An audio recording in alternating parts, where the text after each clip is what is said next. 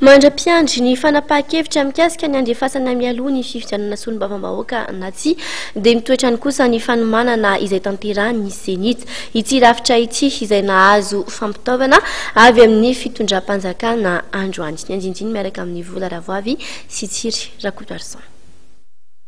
Fiara tsy mataho-dalana valo, minibus roa, solosaina miampy onduleur 7,700 no natolotry ny fitondrana malagasy ho an'ny senita entina hikarakarana ny fifidianana. Miteti-bidy manodidina 2 miliara ariary reto fanampiana ireto. Vola izay nambara ministry ny vola sy ny teti-bola Hery Rajaonarimampianina fa tafiditra ny fandraisana anjara ny fitondrana malagasy ao anatin'ny fanomanana ny fifidianana.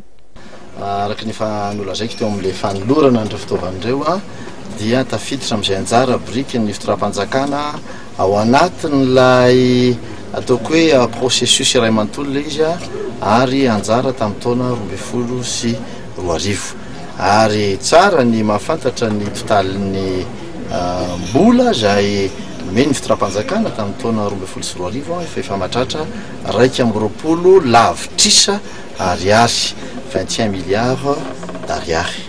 Ka ny amin'ity taona ity zany dia efa hitantsika tamin'ireny nandanina ny teti-bola ireny zany fa dia misy 80 lavitrisa ariary izay mbola mety ny fitondram-panjakana hanampiana ny fanatanterahana ny fifidianana amin'ity taona ity.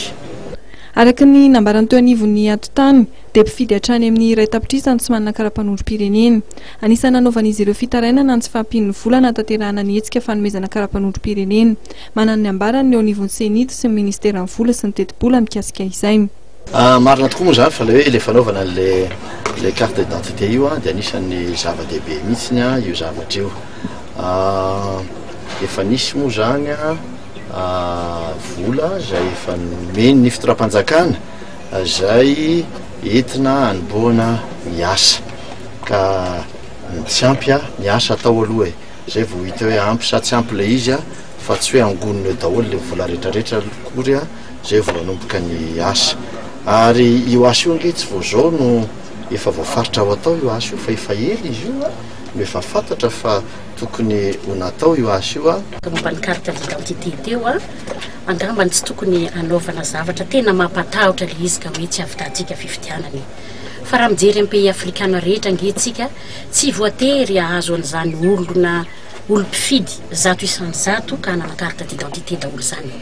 Ary io dia tsara ho fantatra koa fa tsy hoe fautiny senita na ny ministère ny finance na ny ministère ny intérieur fa ny olona malagasy tsirairay koa nge rehefa feno 20 taona dia ataoko hoe zonao ny maka n'izany karapanondrom-pirenena izany na inona antony. Zavatra ataoko hoe zava-dehibe amintsika dia ilay ataoko foana hoe taux d'exactitude.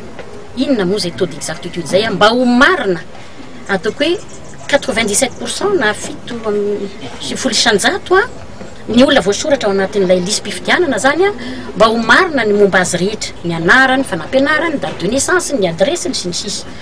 Fa faniriantsika rehetra ny mba hoe 7% ny olona feno 20 taona rehetra dia mba ho voasoratra ao anaty lisam-pifidianana ka mana karapanondro. Zany nefa dia ilazako antsika hoe tsy hisakana mihitsy ary tsy misakana ny tsy fandehanana ny fifidianana. Momba ny fanaovana ny lisam-pifidianana indray dia nilaza ny senita fa ny 9,900 ny carnet ny voangona eo anivon'ny centre informatique de district na ny CID. Ndraiky amin'ny 20 janoary dia isy niesika manokana izay tanterahan'ny senita amin'ny fanangonana ireo carnet-pifidianana eny anivon'ny distrika 4 sarodalana ary manana olana amin'ny fanangonana ny carnet-pifidianana.